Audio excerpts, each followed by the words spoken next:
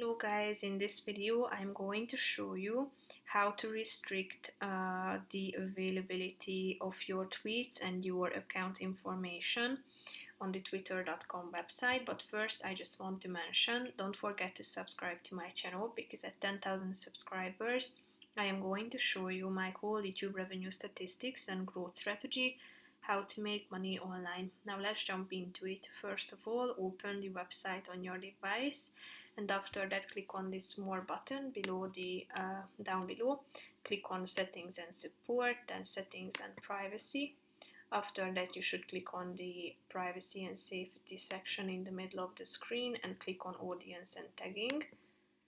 Here, if you want to protect your tweets, meaning that your tweets and account information will be visible to those people who follow you, then tap on this box in the right side and click on the protect button.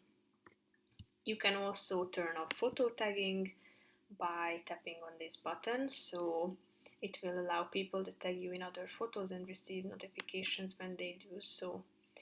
You can set that anyone can tag you or only people you can follow can tag you. So that's pretty much it for this video, guys. See you in the next one. Bye bye.